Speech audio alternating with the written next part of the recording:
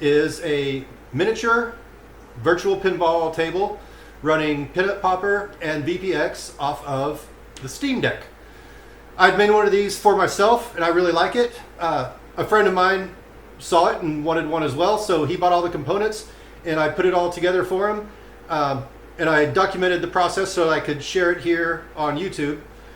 Reason being is everything I've learned about modding and virtual pinball and all that stuff I've learned off of YouTube from other people that just share their techniques and their knowledge and stuff. So I figured this is worth sharing in case you wanted to set something up similar. So here you go. It's really cool. I'll try to walk you through the whole process from start to finish. The editing is a little bit chaotic because I didn't really plan the video out. I just kind of recorded as I went. So you'll see little cuts here and there that might seem a little out of place, but that's just because I wanted to put relevant information in spots where I thought it made the most sense.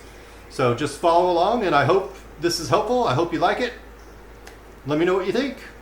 So we're starting here with the kit from Game Room Solutions. There will be a link below. So first thing we're going to do is just put this together.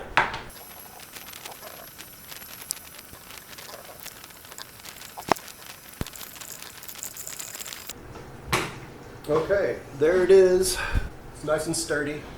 Feels good. You can see on the underside there's speaker grills, so we're going to be mounting an amp and speakers inside here. This whole assembly took about 30 minutes, and that was with me messing up and having to take part of it apart and putting it back together again. So 30 minutes or less.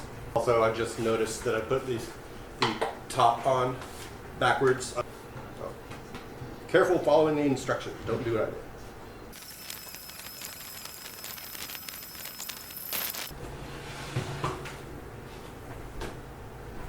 Okay, so the goal is to have the Steam Deck running Windows 11 and therefore Visual Pinball on it. So I just got this external SSD drive, 1 terabyte, and we're going to put Windows 11 on this. So to get Windows on the external SSD, you're going to need a couple things. There's other options, but I like to use Rufus, so just go download Rufus. You will need to get a Windows 11 installation ISO image. You get that from Microsoft. And then once you have Windows running, you're going to need a few drivers for the Steam Deck. So those are available at Steam support. So run Rufus. If you don't see the USB, check this box here to list USB drives. Make sure you're going to format the correct one. You don't want to accidentally format the wrong drive. And we're going to do a disk or ISO image. So then we go find the ISO that you downloaded from Microsoft. And very important, image option. You want Windows to go, not standard Windows. You want Windows to go. And then it's a good idea to name it. So I'm just going to call it Steam Deck Win. There we go. We'll start. I recommend you keep all these checked. Create a local account. This way you're not going to have to log into Microsoft and all that annoying stuff. So I recommend you keep all these checked unless you have a reason not to. Give it a name and start. All data is going to be erased. That's fine.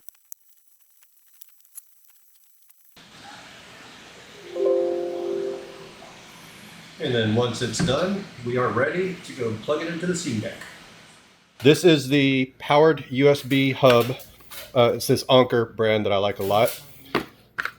And we are plugging the Steam dock. Actually, this is an off brand. This is JSAUX. Works fine. The dock is plugged into the USB hub. And we're going to put a mouse and keyboard here just so it's easier to work with. So there's mouse and keyboard. The external SSD with Windows is also going into the hub. The dock is powered by the hub. And then we plug the dock into the deck. And when we start booting up, you should see Windows. And then you can see once it boots up, you're going to just go through the normal Windows setup process. And first thing we want to do just to make things easier is switch the display settings. right click, display settings. And we want to scroll down and switch from portrait to landscape.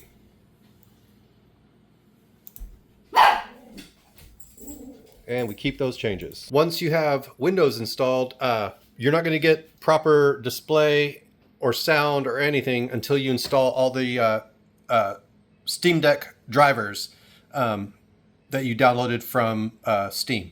So do all those first before you progress any further. Here's how everything is connected. The hub, its power goes to a power strip. This is going to be smaller once it's inside the cabinet. This is temporary. USB out from the hub goes into the dock. The secondary USB display goes to the monitor. And then the dock is powered USB-C to USB from the hub.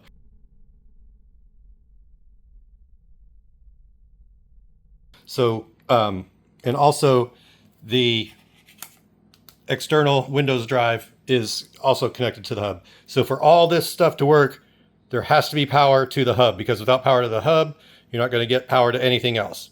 Okay, so on the Steam Deck, you want it, I recommend you set it such that if you have an external SSD plugged in, it's going to boot from there first rather than having to do the manual selection every time. So to do that, you hold volume up, not down, hold volume up, and then power. When you hear the chime, you can let go. It's going to take you to your system settings. Go over to Setup Utility. You're going to go down to Boot. Go over to the right. Add Boot Options. And select that. Set it to first. Mine's already set. And then you can save and exit.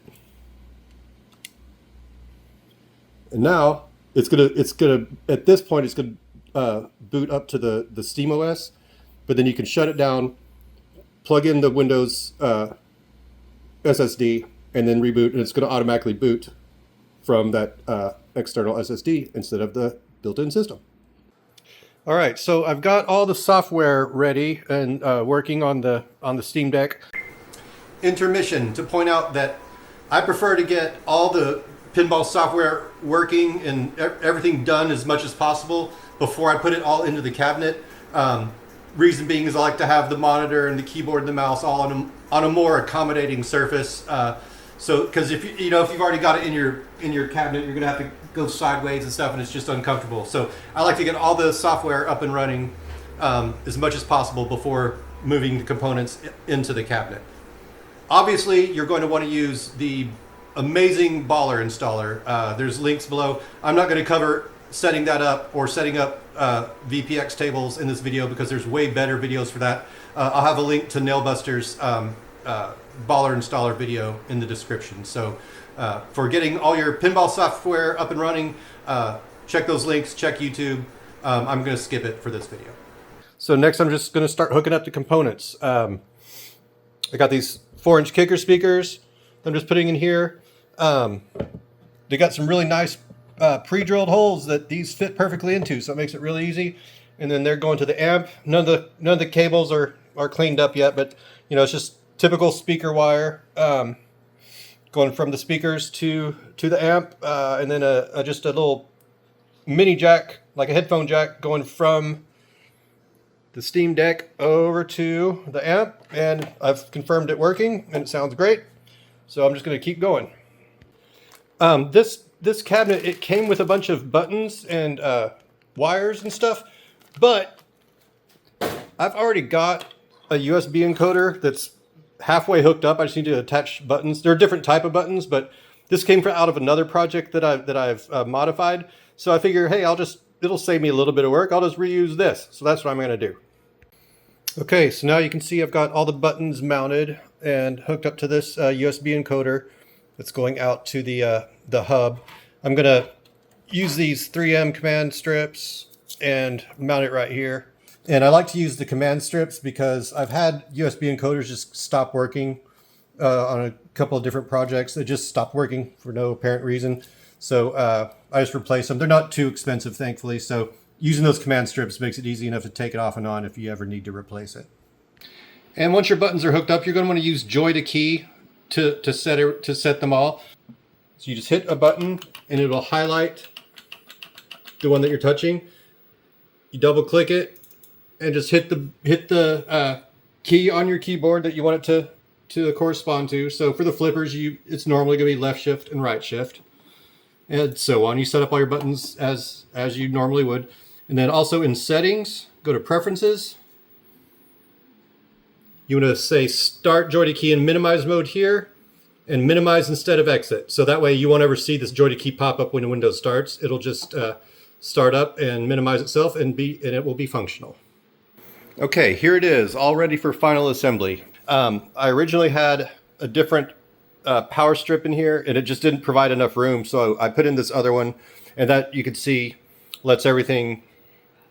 It provides enough room for everything. So we've got the this is power to the dock, amp, USB hub, and the monitor. They all come out the back. Power, HDMI, USB encoder, and this is to the USB hub. And then we've got the Windows SSD going into the hub.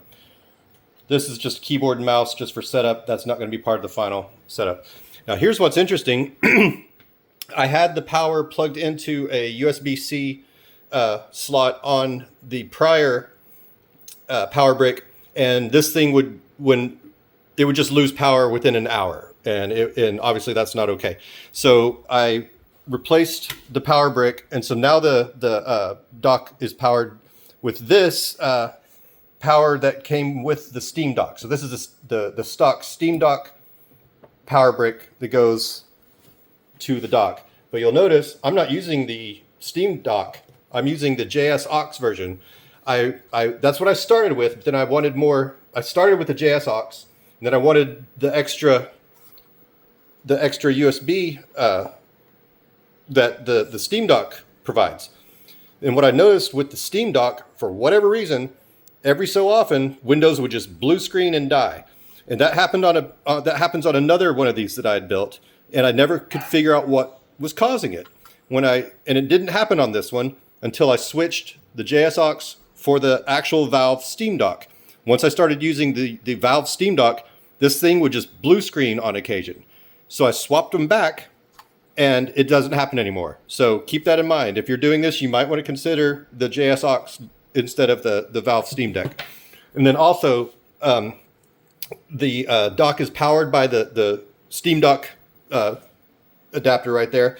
And this thing has been running for over 3 hours without losing any charge whatsoever. So this is a nice solid setup. So next thing we're going to do is put on the monitor. For this monitor in particular, I set the monitor legs like so. Oops. And then the monitor just rests on there. I can't show you how I put it on because I've got one hand. And then once you get it in there, it takes a little bit of finagling. There's not a whole lot of room to maneuver, but just take your time, be gentle, and you can eventually get it into the right spot. And then it's ready for the plexiglass and the side rails. Quick mention, I've got the Windows SSD attached with those 3M Velcro strips. Reason being, if I ever need to take it off and work on it, I don't want it to be attached to the table, so I use these 3M command strips. And I did not mention it, but all the power bricks, the power strip, and all the power bricks for all the different components, everything that's not screwed down, I use this double-sided heavy-duty adhesive tape to keep it in place. I use this stuff for everything. It's great. The only components that are not held down with this are the speakers and the amp, which are screwed in, and the USB encoder, which uses the same 3M Velcro strips because for the reasons that I mentioned. Okay, and there it is, all fully assembled and running. I'm running Circuits Voltaire, obviously, now, and using the F11 key, you can see the stats. It hovers around 60 FPS on the tables that I've tested. I'm going to launch a ball. You can see sometimes it'll dip a little bit. Latency's not bad, but You know, for running off of a Steam Deck, this is actually pretty cool. I'm hoping that at some point we're going to have updated video drivers for this thing, so we could set some of the settings, like turn off VSync and things like that. I couldn't figure out how to do that. If you know how to turn off VSync in the display settings, please let me know, or any other display settings for the Steam Deck running Windows that might be useful. And then the final component that really ties the whole thing together is putting it on these 6-inch bed risers. It brings it up to just the right height to stand and play. And it gives you storage space for a mouse and keyboard if you so choose to keep those things there. If you are on a budget and you want to make a virtual pinball table, this is not a bad way to go. The monitor that I've used here apparently has a pretty low, or has a pretty bad latency. It doesn't make it impossible to play. So maybe a better monitor would actually improve things a bit. It's absolutely not necessary to go to 4K for a screen this size, but I'll put links to everything I used here. And if you have a suggestion for a better monitor or any suggestions at all, I would love to hear it. And since this is going to be really just a pinball machine, it's not going to be used for anything else. It's nothing personal, nothing sensitive. It's just pinball. I like to set it up so that it just boots straight to Windows without a password and straight to Pinup Popper. So that requires 3 things. 1, set Windows to boot without a password. 2, you have to put Pinup Popper in the startup folder. And 3, you have to put JoyToKey in the startup folder so that your buttons will work. And here's how you do that. Windows R. And you're going to do netplwiz.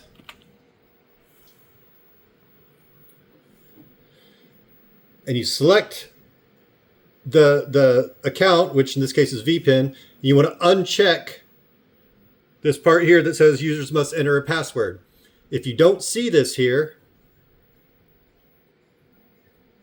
it's because you got to do a different step. You've got to do Windows R, regedit, allow. And then in this window that opens up, you're going to go to HKey local machine, software, Microsoft, scroll way down, Windows NT, current version, scroll down again, passwordless, device, and in here, you're going to see device password, double click it. It's going to show this window. This value data, I think it defaults to 2, change that to 0. And you might have to reboot, but then after you do that and you run netplwiz again,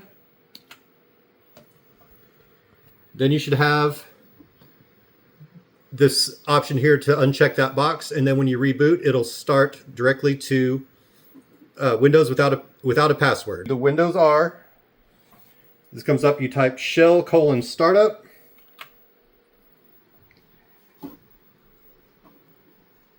And that opens up your startup folder. So with these 2 shortcuts, JoyToKey and Pinup Popper front end in your startup folder, when you turn on the machine, it's going to automatically boot to Windows without a password. It'll start JoyToKey and run Pinup Popper. And with it now set to start Windows without a password, and we've got Pinup Popper and JoyToKey both in the startup folder, you'll see when you boot up, takes a minute.